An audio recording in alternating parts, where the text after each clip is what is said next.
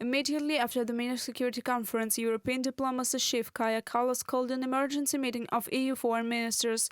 Europe stands strongly united in supporting Ukraine and strengthening our own defence. We will soon come up with new initiatives to take this forward. Kaja Kallas, High Representative of the European Union for Foreign Affairs and Security Policy, on X social network.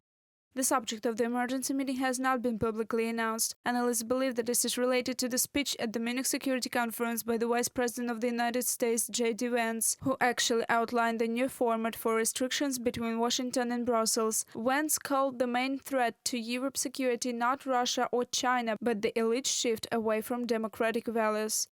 But while the Trump administration is very concerned with European security and believes that we can come to a reasonable settlement between Russia and Ukraine, and we also believe that it's important in the coming years for Europe to step up in a big way to provide for its own defense, the threat that I worry the most about vis-a-vis Europe is not Russia, it's not China, it's not any other external actor.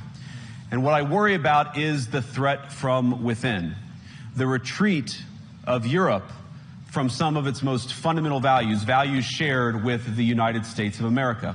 European experts and journalists called the speech of the U.S. Vice President controversial, resonant, and even provocative.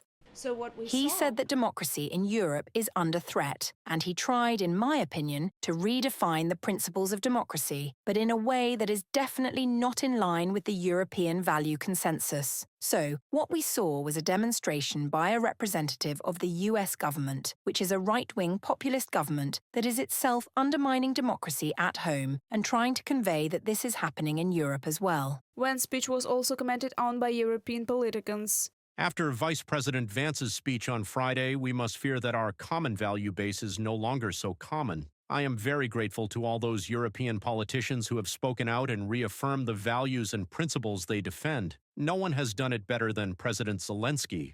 Another statement by the U.S. President's team has drawn sharp criticism from European leaders. The U.S. Special Envoy for Ukraine and Russia, Kit Kellogg, said that he did not see European representatives as participants in the negotiations on ending Russia's war against Ukraine. Without European participation, there can be no lasting peace in Ukraine. Germany's Minister for Foreign Affairs, Annalena Baerbock, is convinced. Our answer to other people's "my country first" is Europe is one. And that's what we are showing here on the panel. This is what we have shown over the last couple of days, and we have made it clear. There will be no peace in Europe if it is not a European peace. Europe should be united and strong. It is possible to build strong relations with the United States of America on such a foundation, Ukrainian President Volodymyr Zelensky believes. America needs to see where Europe is heading, and this direction of European policy shouldn't just be promising, it should make America want to stand with a strong Europe. This is absolutely possible, I'm sure of it, and we must shape that course. Europe must decide its own future. The partners should strengthen Ukraine's negotiation positions, the Finnish president has said. Alexander Stubb called for increased military aid to Ukraine and for maximum pressure on Russia. The first phase is preliminary negotiations, and this is the moment when Europe needs to rearm Ukraine and put maximum pressure on Russia. This means sanctions and using frozen assets so that Ukraine starts these negotiations from a position of strength. To discuss challenges to European security, French President Emmanuel Macron has invited European leaders to an emergency summit in Paris. The information was confirmed by Minister for Foreign Affairs of France, Jean-Noël Barrot. He did not specify which leaders would take part in the meeting. Reported by Alexandra Zaslavets, Natalia Husak, Volodymyr Stenhel of UATV News. Sanctions against Russia should become a tool to force Moscow to negotiate in good faith to end the war against Ukraine. This is the essence of the G7's new approach to sanctions against the aggressor country.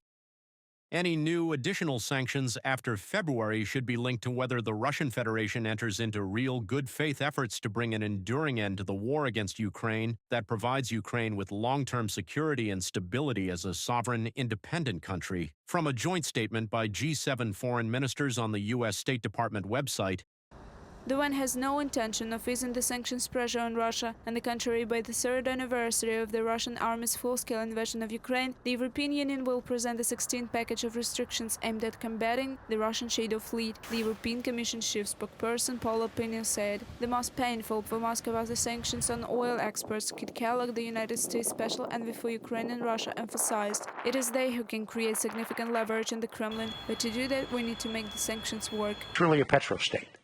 70% of the money they are getting to fund this war comes out of petro, oil and gas. Most of that is going through the shadow fleet. We, the United States, have sanctioned their fleet by name, the USS Kellogg, the USS Sikorsky, whatever out there. And now you come up with a plan when you talk about sanctions. If you rate them on a level of 1 to 10, 1 being low, 10 being high, we're probably at a 6. But enforcement is about a level 3. So what you say, what does he have to give up? Well, maybe he gives up his oil revenue and we'll force him to do it. Because what you do is you start employing sanctions that break the economic back. Ukrainian President Volodymyr Zelensky has discussed the strengthening of sanctions against Russia with President of Finland Alexander Stubb and Prime Minister of Sweden Ulf Kristersson. Stockholm plans to expand the list of restrictions in the oil and gas sector. Minister for Foreign Affairs of Sweden said, I have always said that it is more important to look at what the US does rather than what it says. Now I see that they are imposing sanctions on Russia and discussing new restrictions on the Russian Federation. Sweden will always push this with the EU. Increase sanctions to hit the Russian military economy. We know the restrictions are working, even though the Kremlin is trying to show a different picture of its economy. Hopefully we will see much tougher bans against liquid petroleum gas in the next package of sanctions and a significant expansion of restrictions in general.